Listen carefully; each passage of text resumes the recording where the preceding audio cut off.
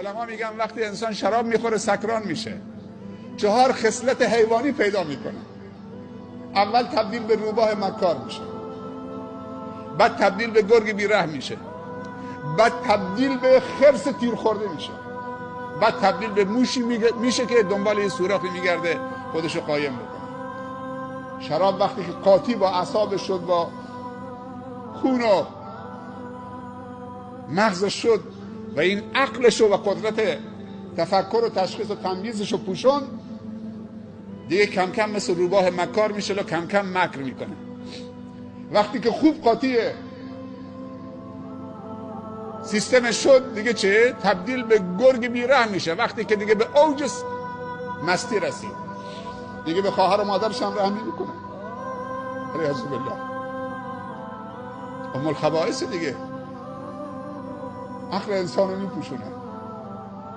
یکی از خصلت‌های شراب این که به انسان جرأت گناه میده، طوری به انسان جرأت گناه میده که و انسان رو دچار توهم میکنه. توهم کاذب، قدرت کاذب.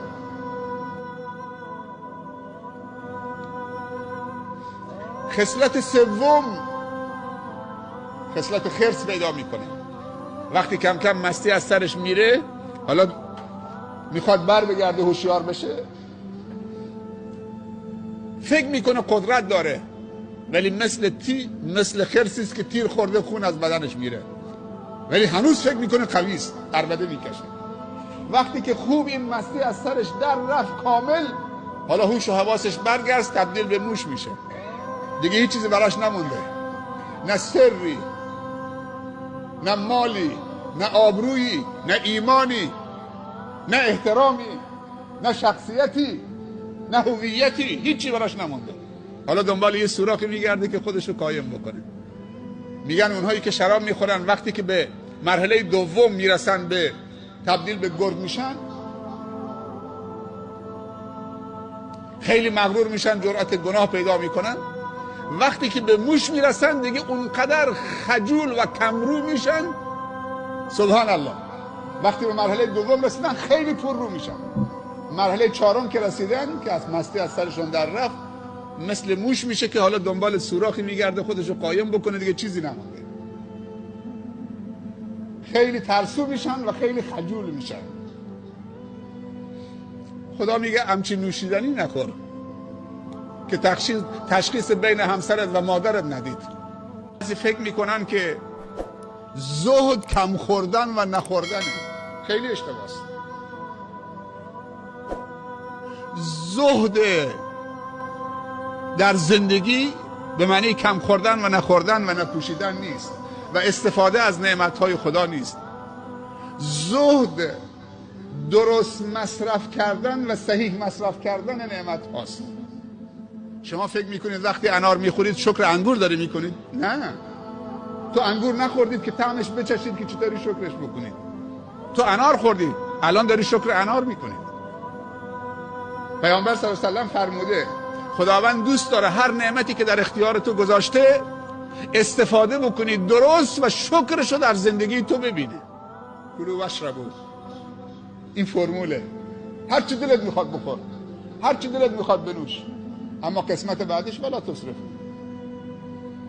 خودت خوردی به دیگران هم بده بخورن، اون چیز خوبی که دارید.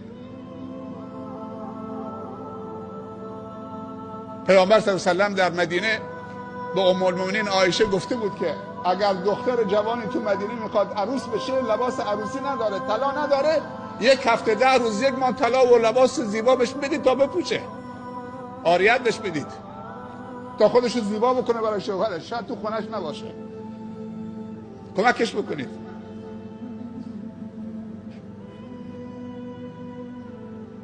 چرا دین این همه خشن؟ چرا وقتی صحبت از دین میشه بوی خون میاد؟